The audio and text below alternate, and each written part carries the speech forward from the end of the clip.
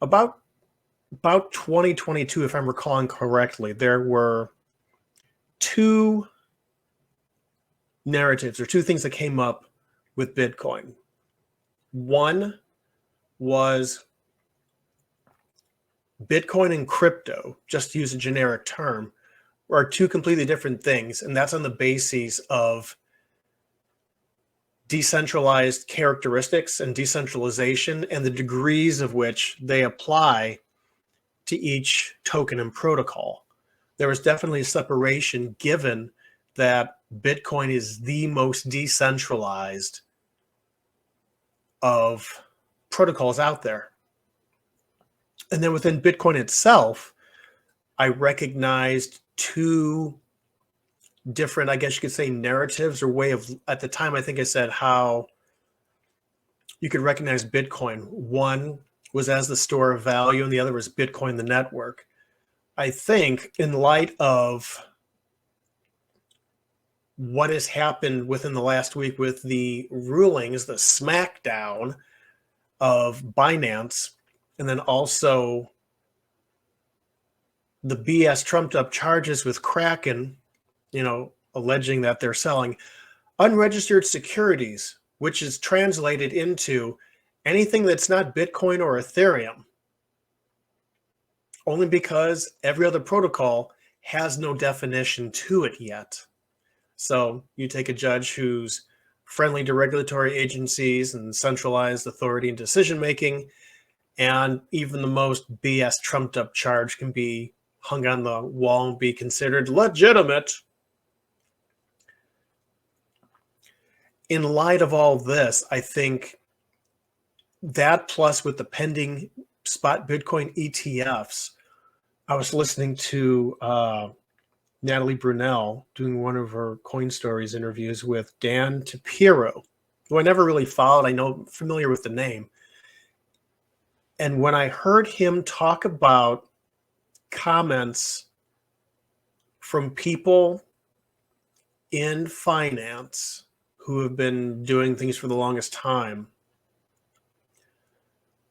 it reinforced this point, and that is that most people, at least the United States, or in nations where the standard of living is better, when the banking system is better, when the money is less, monetary system is less manipulated and corrupt, people see Bitcoin as the store of value, the SOV.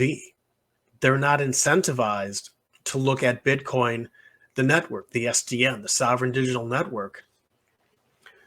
I think eventually in time, circumstances will play out that motivate more people to understand the importance of Bitcoin and how it enhances, enables, and modifies how humans interact with each other, which is ultimately why it's so revolutionary and why, sorry, wrong side, Bitcoin will eat the world. Because it is neutral money, because it is peer-to-peer, because it is uncensorable, because it is unmutable, because of these characteristics, Bitcoin will eat the world. It'll be simply the hardest money out there. How that would happen, I have no idea. I have no idea. I have no idea how that storyline will unfold. I have no idea. If you look at the regulatory situation in the United States now, the KYC corral and the noose just keeps tightening to the point where Bitcoin is being treated. I think this is a matter of consequence with perhaps some deliberate intent, where Bitcoin is basically seen as a store of value in the realms of taxation, in the realms of regulation, in the realms of ownership, banking, finances, criminal tracking and reporting. And in that sense, it might actually be safe, because as long as it's seen and used and owned as an asset in that manner, who cares? Who cares? I think taxation and the need for money might play a bigger role in regards to that. As far as being a sovereign monetary network, I have no idea how that's seen. Is it a threat? Is it something that's still underneath the surface, slowly, like mycelia, spreading through humanity, slowly growing, expanding, communicating, evolving? That one's the big variable there. Because if Bitcoin were made illegal to use as a monetary network, then it would go underground. Because we're at a point where the rising consciousness of humanity is ready to transform our world to a new set of values. To, using a boilerplate statement, a higher standard of integrity and honesty in interacting with one another. And Bitcoin is a product of this energy and an enabler of it.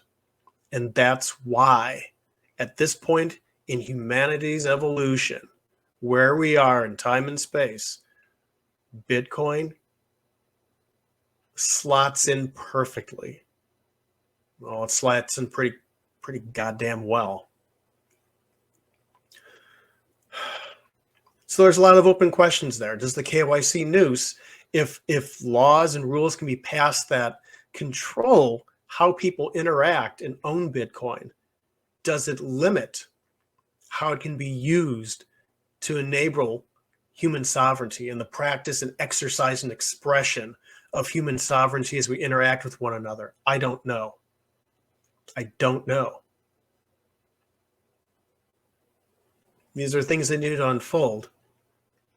And I think the more people get squeezed financially, by circumstances, by economic hardship, the more incentivized they are to understand Bitcoin as an SDN and not just as an SOV.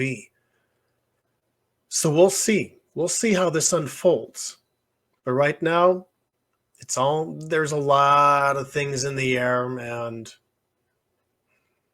a lot of uncertainty. But we can't give up. We cannot give up, because we cannot give up on each other. We cannot give up on ourselves.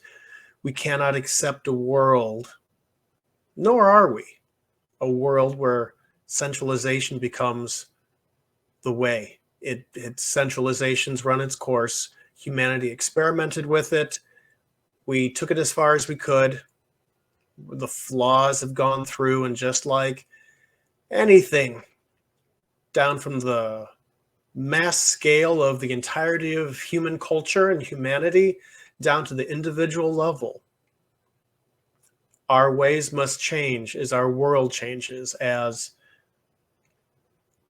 our model, our values, and our belief systems change. And Bitcoin has a role in that. So these other protocols too. But those are their own stories as well, and they're still in its nascent stages. And we'll see what we do with these protocols. And we'll see how they fit into the slots of the old world, or what remains and in what form it remains and how it remains and how these things fit. It's a constantly day-to-day evolution. So know your risk vectors and stay informed. And you can follow TinyCryptoBlog